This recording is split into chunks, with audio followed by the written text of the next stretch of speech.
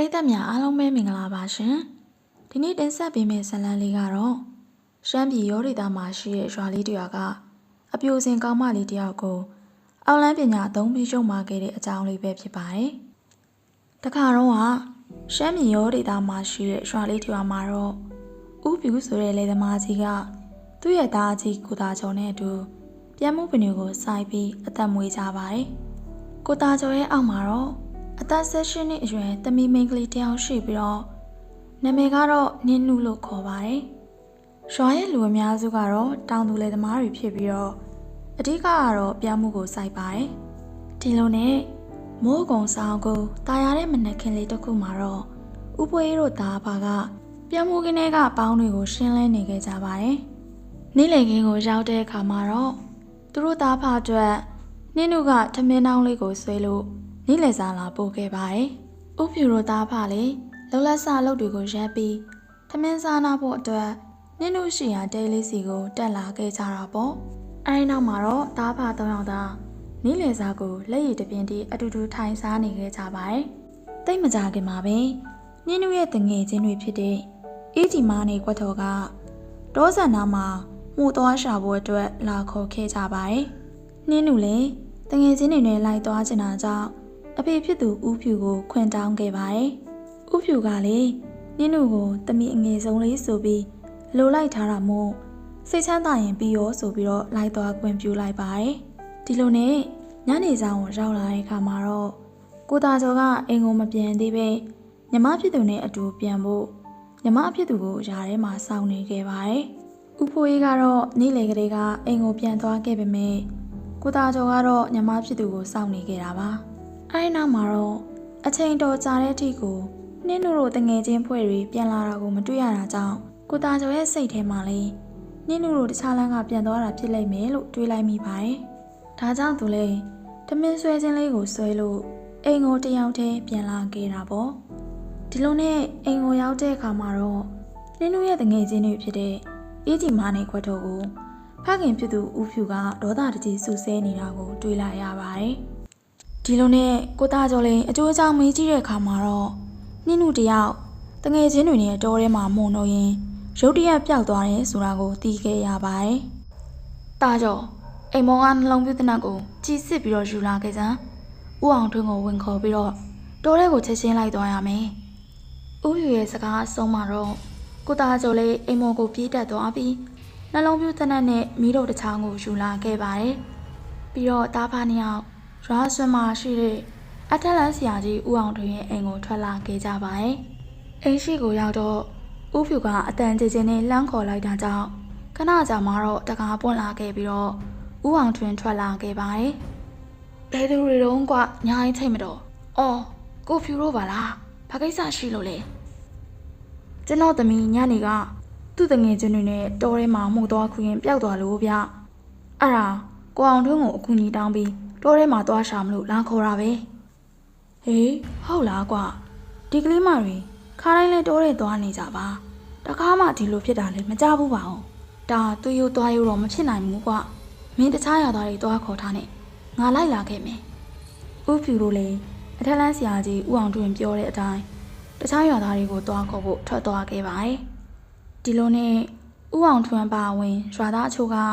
ဥဖြူတို့သားဖားနဲ့အတူနင်းနုကိုရှာဖို့အတွက်တောထဲကိုထွက်လာခဲ့ကြပါတယ်။တနေရာကိုရောက်တဲ့အခါမှာတော့ဦးအောင်ထွန်းရဲ့စိတ်ထဲတခုခုထူးဆန်းနေတယ်လို့ခံစားနေရတာကြောင့်ဘေးပတ်ဝန်းကျင်ကိုလှည့်ပတ်အကဲခဲကြည့်နေခဲ့ပါတယ်။ပြီးတော့အတူလိုက်လာတဲ့ရွာသားတွေအားလုံးကိုပြောလိုက်ပါတယ်။မင်းတို့ငါပြောတာကိုတိတိကျကျနားထောင်ကြ။တကယ်လို့ဒီညတကောင်ကြော်တဲ့အထိနင်းနုကိုရှာမတွေ့ဘူးဆိုရင်ငါအစီရင်တစ်ခုကိုလုပ်ရလိမ့်မယ်။အဲဒီခါကျရင်မင်းတို့အတက်နိုင်ဆုံးကူညီပေးကြ။ဦးအောင်ထွန်းရဲ့စကားအဆုံးမှာတော့ဦးဖြူကရွာသားတွေကိုဆက်ရှာဖို့အချက်ပြလိုက်ပြီးတော့ဦးအောင်ထွန်းဦးဆောင်တဲ့နောက်ကိုတညီတညာလေးလိုက်ခဲ့ကြပါတယ်။ဒီလိုနဲ့ညတကောင်ရဲ့အချိန်ကိုတဖြည်းဖြည်းရောက်လာခဲ့ပြီးတော့လူစုခွဲပြီးတောထဲမှာနင်းနုကိုရှာနေခဲ့ကြတာပေါ့။ဒါပေမဲ့နင်းနုကိုတော့အစအနတောင်ရှာမတွေ့ခဲ့ပါဘူး။ဦးအောင်ထွန်းဦးဖြူကိုသားကျော်နဲ့ရွာသားတယောက်ပါဝင်တဲ့သူတို့အဖွဲ့ကတော့တခြားအဖွဲ့တွေနဲ့လူစုကွဲပြီးတောနှစ်ပိုင်းနဲ့အထီကိုရောက်လာခဲ့ကြပါတယ်။တနေရာကိုရောက်တဲ့အခါမှာတော့အ ထလန်ဆရာကြီးဦးအောင်ထွန်းကဦးဖြူတို့ဘက်ကိုလှည့်ပြီးတော့အခုလိုမျိုးပြောလိုက်ပါတယ်။ကဲဒီအချိန်ထိရှာမတွေ့ဘူးဆိုတော့သွေးရိုးသားရိုးမဟုတ်တာသိကြပြီ။အခုပဲအစီရင်တစ်ခုလုံးမရတော့မယ်။ငါအစီရင်လုံနေတဲ့အချိန်တွင်ပြင်ပနှောက်ယှက်မှုတွေရှိနိုင်တယ်။အဓိကကတော့စီးမဖောက်မိဖို့ပဲ။မင်းတို့တွေလည်းတတိဝရိယနဲ့သာနေကြပြီတော့။ဦးအောင်ထွန်းလည်းမှားစရာရှိတာတွေမှားပြီးတော့မြေပေါ်ကိုဒူးထောက်ထိုင်ချလိုက်ပါတယ်။အဲဒီနောက်တစ်ကိုင်းကြောင်တစ်ခုနဲ့ကရဝေးပင်ငယ်တစ်ခုကိုမြေပေါ်မှာအတူစိုက်လိုက်ပါတယ်။ပြီးတော့ဘေးလွယ်အိတ်ထဲကကိုရင်အနက်ကိုမြေပေါ်မှာချထားလိုက်ပြီးတော့အသင့်ယူလာတဲ့ပလင်းလေးကအရက်ဖြူတွေကိုမြေပေါ်မှာလောင်းချလိုက်ပါတယ်။နောက်တော့သူကလက်အုပ်လေးချီပြီးရောသိစွာနဲ့ပြောလိုက်ပါတယ်။တောခုနှစ်အုပ်တောင်ခုနှစ်အုပ်ကိုအပိုင်စားထားတဲ့ကျွေးစုတော်ရှင်တောင်ပိုင်ဘိုးဘိုးကြီးခမညာကျွန်တော်မျိုးကတောင်ပိုင်သခင်ကြီးကိုပူဇော်ပါတယ်ပါတာပါတယ်ကျွန်တော်ကိုအကူအညီတစ်ခုပေးတော်မူပါစနေသမီးမနင်းတို့ကညနေကအဖော်တွေနဲ့မိုးသွားရှာရင်အရှင်ရဲ့ပိုင်းနဲ့ထဲမှာရုတ်တရက်ပျောက်ဆုံးသွားခဲ့ပါတယ်ခလေးမရဲ့အဖေနဲ့အကိုတို့လေးတော်တော်လေးကိုစိတ်ပူနေကြပါတယ်တနာတော်အဖြစ်ကိုထင်ပြပြီးစနေသမီးမနင်းတို့ရှိတဲ့နေရာကိုညွှန်ပြပေးတော်မူပါတောင်ပိုင်ဘိုးဘိုးကြီးခမညာဦးအောင်ထွန်းလည်းတောင်ပိုင်ဘိုးဘိုးကြီးကိုပူဇော်ပါတာပြီးတဲ့နောက်မှာတော့မျက်လုံးကိုအသာဖွင့်ကြည့်လိုက်တဲ့အခါထမ်းမင်လောက်အရက်ကြီးရှိတဲ့လူကြီးတယောက်ကအရှိမရက်နေတာကိုထူးဆန်းစွာတွေးလိုက်ရပါတယ်။ဒါပေမဲ့ဘိုးဘိုးကြီးကိုဦးအောင်ထွန်းကလွဲလို့တခြားဘသူမှမမြင်နိုင်ပါဘူး။အဲ့ဒီလူကြီးကဦးအောင်ထွန်းကိုတောအုပ်ထိပ်ကနေရာတနေရာကိုလက်ညှိုးထိုးပြခဲ့ပါတယ်။ဦးအောင်ထွန်းလည်းဘိုးဘိုးကြီးညွှန်ပြတဲ့နေရာကိုလှည့်ကြည့်လိုက်တဲ့အခါမှာတော့မြူကိုးတွေဆိုင်နေတဲ့မြေကွက်လက်လေးတစ်ခုကိုတွေ့လိုက်ရပါတယ်။အဲ့ဒီနေရာကဦးအောင်ထွန်းတို့ရဲ့အနားမှာပဲရှိနေတာဖြစ်ပြီးတော့ခြေလန်း10လမ်းလောက်လမ်းရောက်တဲ့နေရာပါ။တောင်ပိုင်းဘိုးဘိုးကြီးကတော့တို့ကိုလမ်းပြနေပြီဟဲ့။ဒါပေမဲ့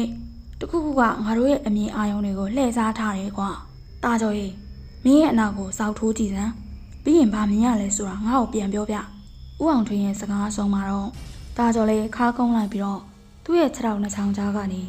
နောက်ကိုငုံကြည့်လိုက်ပါတယ်။သူတို့နောက်မှာရှိနေတဲ့မြူတွေဆိုင်နေတဲ့မြေကွက်လက်လေးကတပြေးပြေးနဲ့မြူတွေလွန့်ပွားသွားပြီးတော့အဲ့ဒီနေရာမှာတစ်ပင်ကြီးတစ်ပင်ဘွားကနေပေါ်လာခဲ့ပါတယ်။တစ်ပင်ကြီးတစ်ပင်တွေ့တယ်ဗျ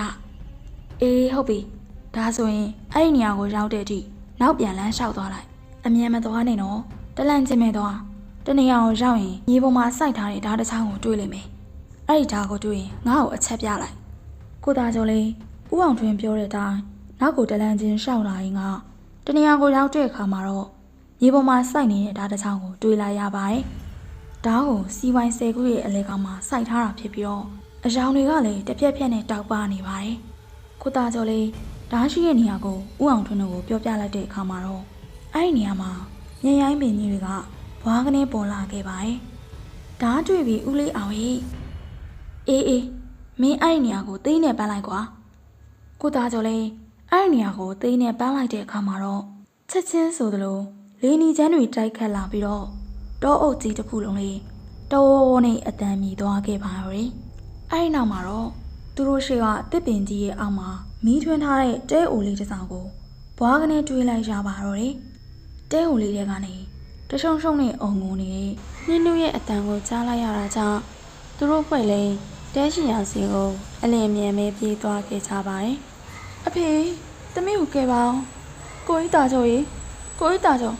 နင်းတို့အထဲမှာရှိတယ်။ဦးဖြူတို့လေးတကားကိုဆွဲဖွင့်ပြီးတော့အထဲကိုဝင်လာတဲ့အခါမှာတော့တဲအိမ်လေးထဲမှာတယောက်တည်းထိုင်ပြီးငိုနေတဲ့နင်းတို့ကိုတွေးလိုက်ကြရပါတယ်။အဖေတို့လာတာကိုခုနကသမီးတွေ့ရဲ့သမီးအဖေတို့ကိုလှမ်းခေါ်နေတာဒါပေမဲ့ဘယ်သူမှမကြားကြဘူး။သမီးကိုဘယ်သူလှုပ်တာလဲဒီကိုဘယ်သူခေါ်လာလဲအဖေတို့ကိုတေချာပြောပြစမ်း။အော်လန်းစရာကိုစိုးကြီးပေါ့သူ့သမီးကိုဒီကိုခေါ်လာတာပြီးတော့ဘာဖြစ်လဲသမီးပြီးတော့သူ့သမီးကိုအလုံးမတူပဲအတင်းအဓမ္မစော်ကားတယ်ဒီခွေးမတော့ကွာဘာစိုးကြီးဟုတ်လားရန်ရဆဆကွာဒီအယုတ်ဓမ္မကောင်ငါတို့ရွာကိုဘယ်လိုပြန်ရောက်လာလဲစိတ်ချသမီးဦးလေးဒီအယုတ်ဓမ္မကောင်အရှင်မထားဘူးဦးအောင်ထွန်းကတော့စိုးကြီးရဲ့လူမဆန်တဲ့ရုံမာမှုကြောင့်ဒေါသထွက်ကပါဇက်ကလည်းကြိမ်မောင်းနေနေစိတ်ထဲကတော့ဘလို့နေနေရင်ကောင်းမလဲလို့စဉ်းစားနေတာပေါ့ တကယ်တော့စိုးကြီးဆိုတာကဥ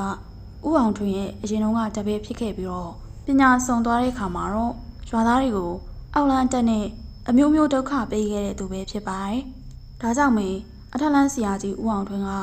သူ့ကိုမှတ်လောက်သားလောက်အောင်ဆုံးမပေးခဲ့ပြီးတော့ရွာကနေနှင်ထုတ်ခဲ့တာပဲဖြစ်ပါတယ်။ကဲပရိသတ်ကြီးတို့ရေဇလန်ရဲ့ပထမပိုင်းလေးကတော့ဒီနေရာမှာပဲပြီးဆုံးသွားပါပြီ။နောက်လာမယ့်ဒုတိယပိုင်းမှာတော့